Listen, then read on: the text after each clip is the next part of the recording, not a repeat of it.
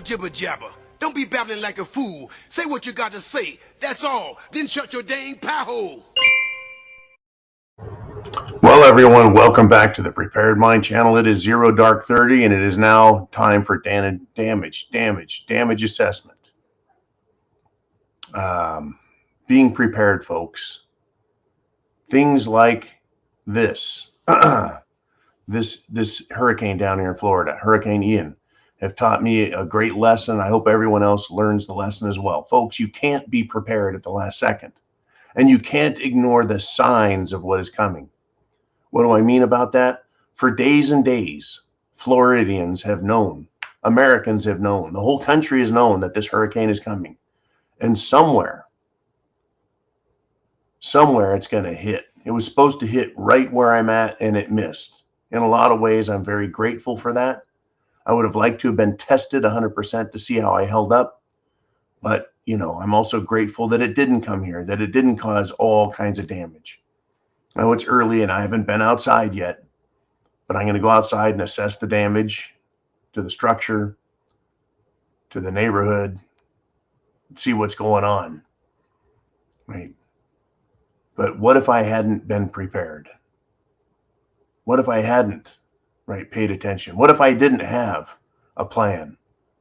Well, I know that where the hurricane did strike, down Cape Coral, down further south from here, you know, that's where the lessons are really learned. People that weren't ready, they suffered greatly. There's people that are dead, property damaged beyond recognition. Even if they had been prepared, a lot of these places got hit by what the government is saying is, you know, an incredibly, shall we say, damaging storm. You know, whether it's a 50-year or 100-year storm, you know, we can expect one of these every 100 years or every 500 years, whatever they're going to come up with, right? It still happened. It still happened, which is terrible. You know, this is what happens when you're not prepared. Food, shelter, water, clothing, medication, first aid, self-defense, all these things are prep items you can buy. But if you're not mentally prepared, if you don't understand the situation you put yourself in, how many people have moved down to Florida to escape the masks, to escape the regulations, to escape the tyranny, ended up finding themselves in the clutches of another SHTF event? I'm sure there are a lot of people. I don't know how many hundreds or thousands of people came here and are in these areas where they're affected. They have no idea what they're up against. This is why if you've got a bug out location, a bug out bunker, you need to know not only where you live, but where you're going and what's going to be there waiting for you. Right? Being prepared is not just having stuff, and being prepared is not just, well, having an idea, a general idea. Right? And this is what happens. It's terrible that people learn the hardest of hard ways. Right? Something happens bad, and then you see the damage. Right? You get to assess it and think, oh man, now we get to understand fully. Now, Robert Wilson up there in Georgia, right, still was dealing with Hurricane Irma's damage. Right? A few months ago, he was telling me still dealing with it. Months and months ago. But years after the event, shit hitting the fan. You know, it can be some rioters. It can be you're being robbed. It can be just a small item, but it's affecting you personally. And then SHTF can affect entire areas. Folks, back when I was in California, we did a great job raising a lot of money for Hurricane Harvey that struck, was it Houston? Right.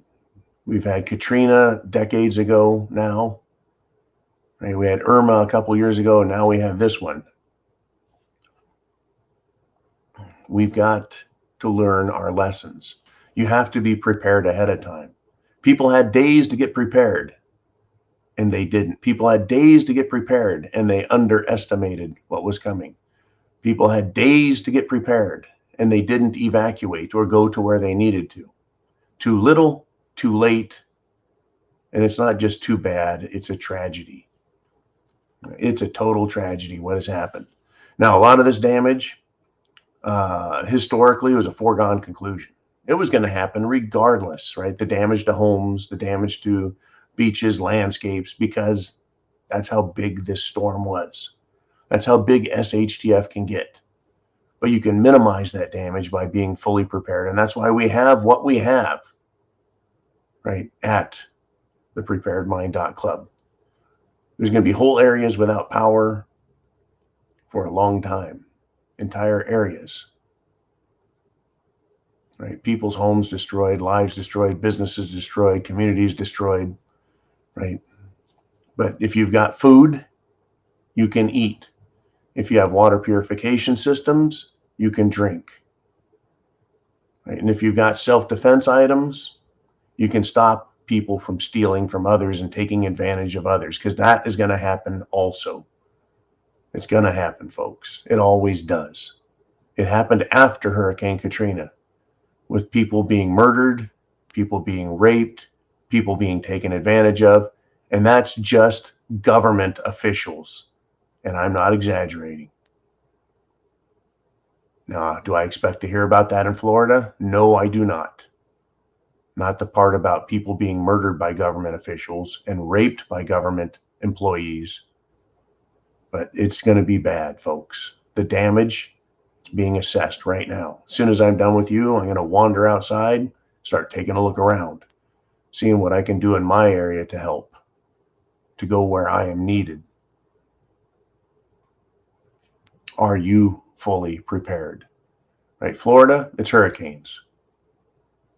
Right, in Florida, we got screwballs. Same with Mississippi. Same with Texas.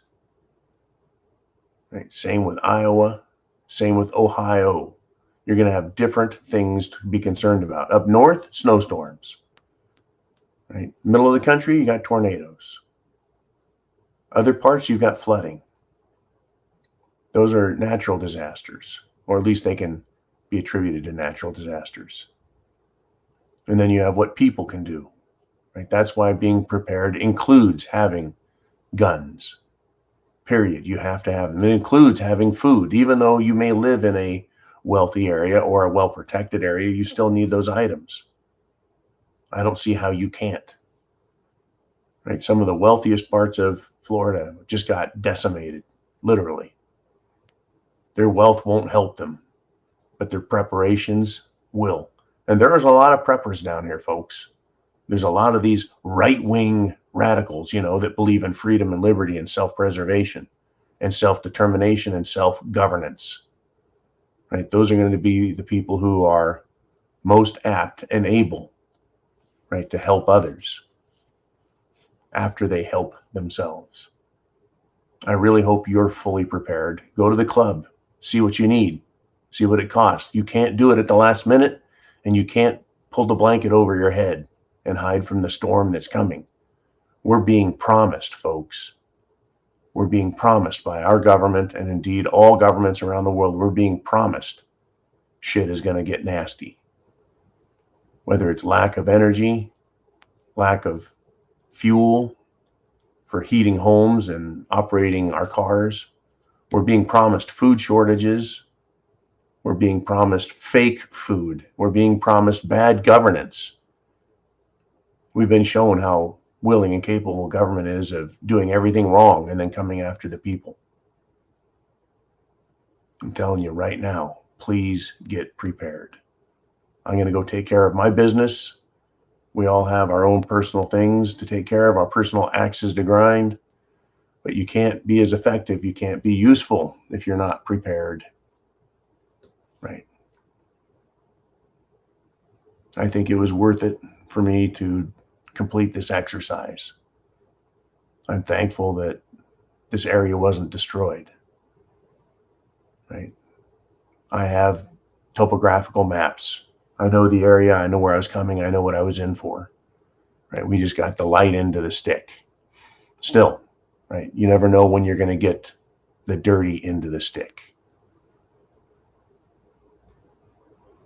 God bless America. Godspeed to those who have been damaged the most.